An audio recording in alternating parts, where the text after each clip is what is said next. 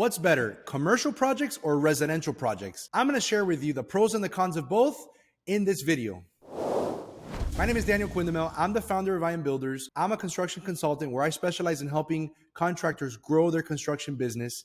And one of the questions I get asked all the time is, what's better, residential or commercial projects? I'm going to share with you exactly the good and the bad of each one in this video.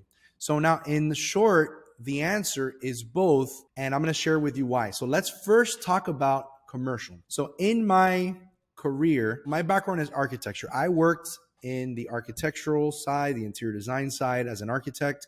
And then at some point I eventually transitioned into construction where I've done residential projects, I've done commercial projects, I've done high rises, I've done multifamily, I've done a little bit of every type of project. So I've seen what there is out there on the construction side.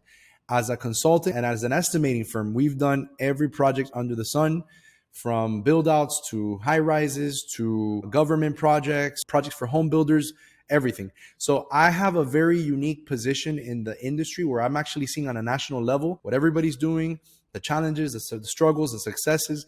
And that's why what I'm going to share with you is something that really you can think about when you're considering doing residential or commercial projects. So now, which one is best? I think that at the end of the day, it depends on the company. So what I want to do is I want to share with you a few good things and a few bad things about commercial and a few good things and bad things about residential. On the commercial side, one of the biggest ones is you're going to have bigger ticket sales. In commercial, you're going to have both small projects and big projects, but you typically have a bigger chance of winning bigger projects on the commercial that are going to be available. Buildings, high rises, renovations typically are going to be $200,000, $300,000, $500,000 just for a tenant build out, while a renovation for a house could be like $10,000 or for a small renovation, or a full renovation with maybe an interiors can be people trying to get it for 50, 60, $70,000. Another thing about commercial is there's usually a lot more money available for projects. Residential people, sometimes they have a lot of money, but sometimes they're trying to do their house or an addition or something or build a little ADU in the back, and they don't have really unlimited funds. On the commercial side, they usually have a lot of financing, or businesses will take loans, or sometimes if you're getting a retail space, a lot of times the cost of construction gets built into the person's lease. So it's not so much about money. It's more about the end result of what they need. Another bonus of commercial is in commercial, you're typically going to be working with the same company frequently. So if you are a subcontractor, you might be able to get in with a general contractor and do a lot of projects for them. You want them to call upon you because you're their go-to guy. You're the guy that when it's a challenging project or whenever they want to get something done, they call you. On the residential side, you might get some repeat business from the same person. What you will get are probably referrals and things like that. But usually when you're doing a home or something like that, you're going to be, if you're dealing directly with the owner, those people are not going to, unless they have multiple houses, but most people don't have multiple houses. They're one house and you're probably not going to get another job out of it. So if you're investing your time, which is the most valuable thing you have above money, you don't have unlimited time. So are you going to invest in something that you're going to get a one-time result out of, or do you want something you're going to get repeat business out of? Now, another perk of commercial is you can actually expand your business into multiple markets. So if you are doing a lot of commercial, let's say our office is in Miami. So if you're doing a lot of commercial projects, the goal at the end of the day is that you're going to saturate your market and you're going to get in with a lot of clients. You're going to get repeat business over and over and over. So you're going to basically be saturating your market where eventually you can continue to do the same thing, but now in a different city, and then go up north, 20, 30 minutes to the next city, and then to the next city, and then to the next city. And then your headquarters can stay where you are, where you live. That could be your main headquarters where you do all the work. But now you have a team that's living or at least stationed in the other city doing the work. So you can actually multiply yourself and expand into other territories. In the home side, yeah, I guess you could do that, but it's harder because you're not going to get repeat business. The only way you're able to really do that is when you're getting repeat business, because it's going to come easier. If not, you're going to have to constantly be driving 2-3 hours to the next town to go do appointments for small ticket jobs, and it might not even really be worth it at the end. Now, on the commercial side, there are a few cons too that you got to think about.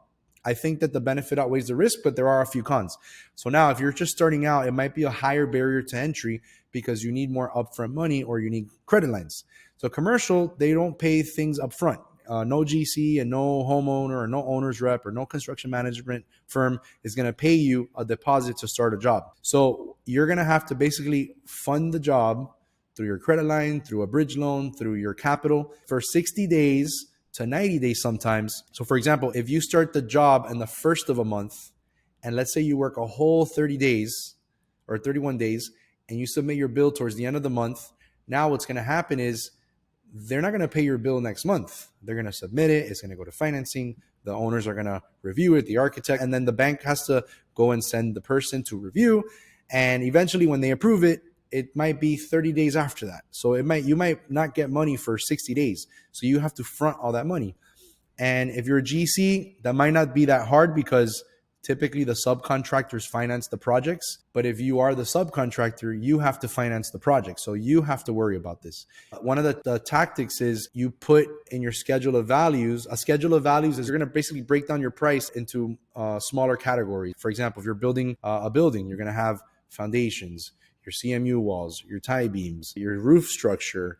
Then you jump into your roof, and then basically you break out what the cost of each thing is. That's what a schedule of values is. And what you do is you bill against those items, and then you put it into your proposal, and then they pay you after. When you're looking at residential, you should have a schedule of values, but you could typically get money up front. So you get a deposit up front, and then you typically can structure your own payment schedule. Like, okay, when I'm done with foundations, pay me this much. When I'm done with the trusses, pay me this much. When I'm done with the interior framing, pay me this much. And then you can structure it where it's not like every month, where it's structured where you can even put in your contract, like pay me within 5 days of the completion of each milestone. And then you can put boom, boom, boom. I don't recommend by percentage because on the residential side, it's kind of hard to tell an owner, hey, I'm 25% done. It's easy to say, hey, I finished my foundations and I already got my inspection completed. And that's a very delineated line that is apparent. So the owner says, okay, I'm free to issue this payment. Hey, so what do you think about residential versus commercial? What's your preference? Go ahead and comment below. Another thing on the commercial side is there's not going to be a lot of hand holding that you're going to have to do. Residential people are usually not very experienced or well-versed in construction. On the commercial side, if you're working with a GC or you're working with an architect, this is their business. So they know about construction. So it's great to come in, do the work, charge a little higher, premium rates, and you don't have to be explaining every single little detail. When you're in the residential side, you have to spend a lot of time explaining why you do certain things. Why, when you're painting and there's a little drop that's coming down, why you don't have to clean it immediately, why you could finish the wall and then come back. I mean, little things like that. And homeowners don't understand that. Another thing on the homeowner side, on the residential side, is you're dealing with a lot of feelings. In commercial, you're not dealing with feelings. You're dealing with bottom line numbers. On the residential side, you're dealing with, they live there. So this is their home. So they want to make everything perfect. The drywall cannot have any sort of imperfection. There cannot be a little tiny paint drop. Or if something is like a 32nd of an inch misaligned, they're going to call you back to come fix it before they issue final payment. Stuff like that. What happens a lot is during the course of construction on a residential project, the homeowners oftentimes will change things on you. And then you're there on a project for a long time, updating and updating. Yeah, you might be charging change orders, but you're stuck on a project. And then the homeowners, obviously, when you start billing them for more money on these things, if their funds are limited, they're going to be like, oh my gosh, this guy's overcharging me.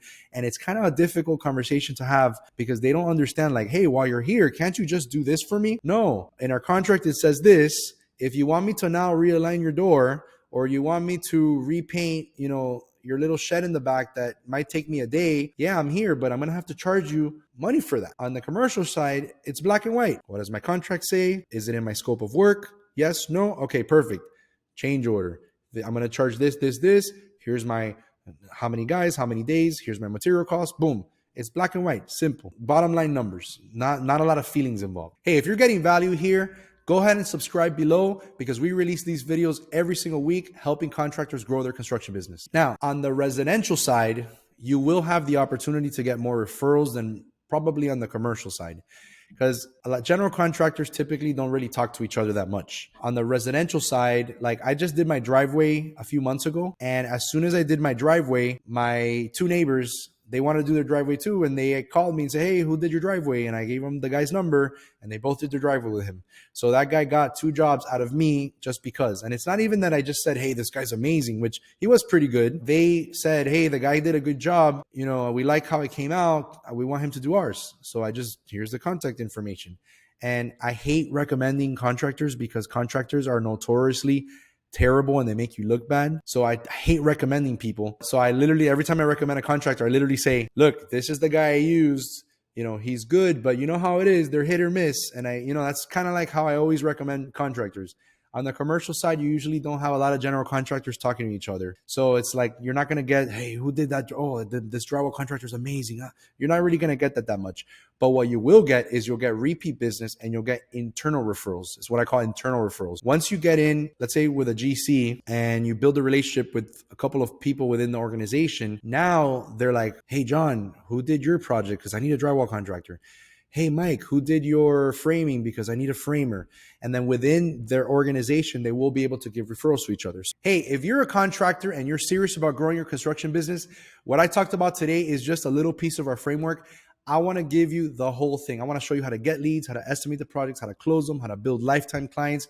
And there's a proven framework where I put that in a video training. Go ahead and click the link below, or go to iambuilders.com/training, and I'm going to show you exactly step-by-step how to grow your construction business.